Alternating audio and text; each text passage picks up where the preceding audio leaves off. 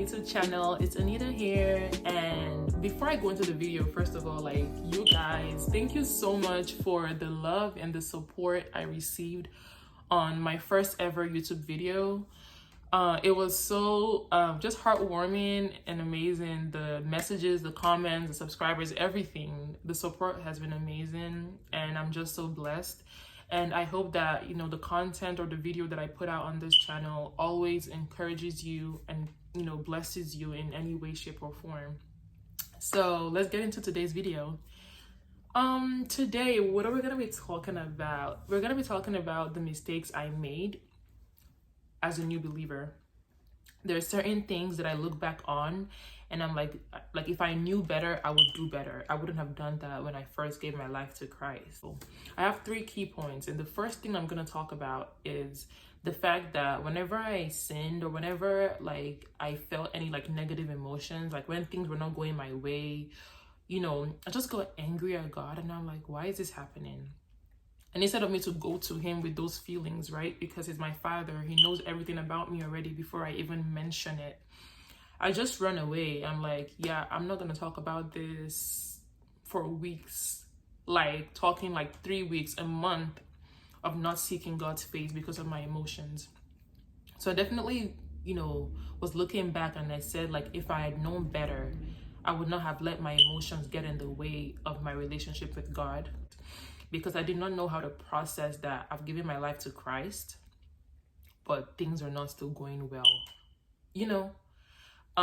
It's I've given my life to Christ, but where I thought things were gonna be strawberries, cream, everything nice, but no. So whenever I felt like that, whenever things didn't go my way, or whenever I even fell short of the glory of God, when I sinned, I did not know how to take it to God that, hey, I messed up. What can I do to fix it? And God had to teach me that whenever I feel like that, just come to me. I already know. God already knows whatever you're going through. So you don't need to feel bad about talking to him about your emotions, because he already knows. It's just humbling yourself and saying, God, I don't feel good right now. I don't know why this is happening to me, or why is this happening? Going to him with those emotions, because if you don't go to him with those emotions, the enemy would definitely use that as an opportunity to tempt you. And I'm speaking from experience now that I've learned that whenever I feel that something is off, or whenever I just do something that's wrong, I literally say, God, have a seat. I literally, in my room, I sit down on my bed and I say, God, sit down. This is what I did. I don't think this is it. And I just talk to him. God is wanting to fellowship with you. Stop running away. Because that's a tactic of the enemy, is to attack your consistency. Come to him with that problem, with that issue, with that sin. No matter how deep it is, God already knows. But are you ready to humble yourself and speak to him about it instead of running away?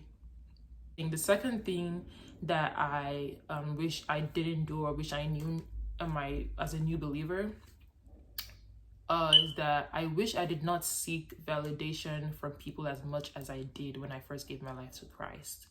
So one thing that you have to understand is that once you say, I have decided to follow Jesus, not many people understand that, and you have to be okay with that.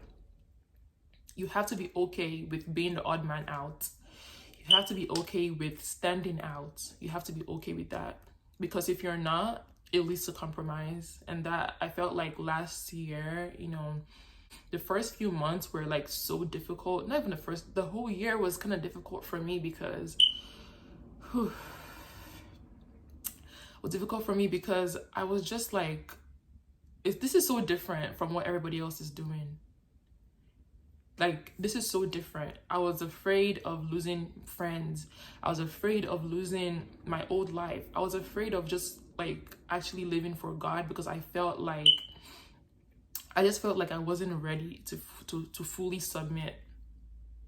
And the opinions of people definitely played a huge part on that.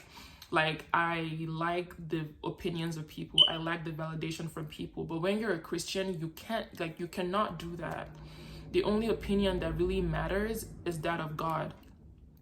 What does the Bible say about it? Why do you care what your friends say about it? Why do you care about what your like, why do you care about what anybody else says about your walk when you know that you're doing the right thing?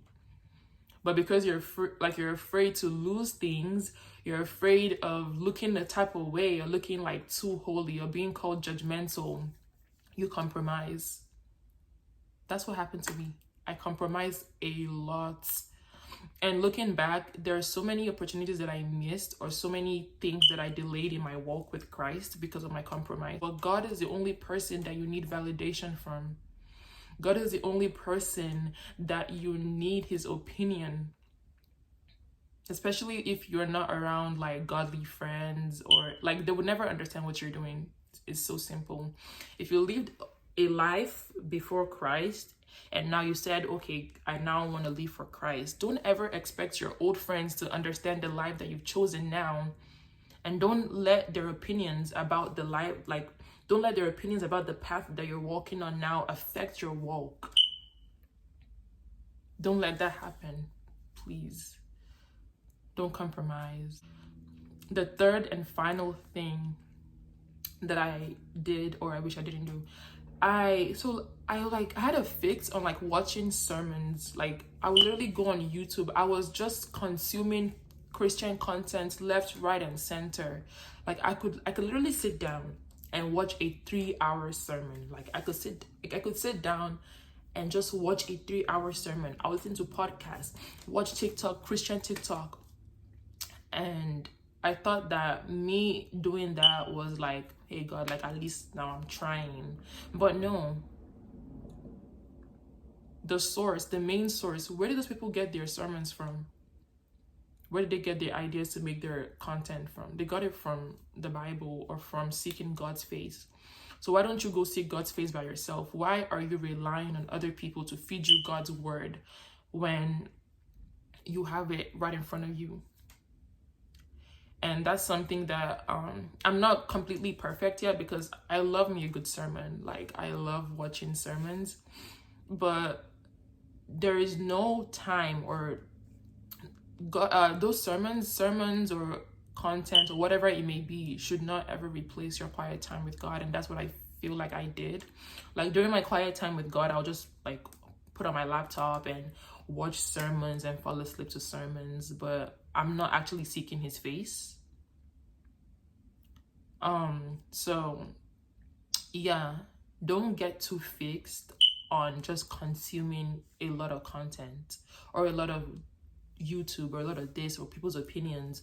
Those things are good. Like, they're there for our benefits, right? But we have to go to the source first, which is God. We have to seek his face. We have to read our Bibles for ourselves. Do not rely on other people's interpretations of the Bible before you can actually understand. Go to the source first.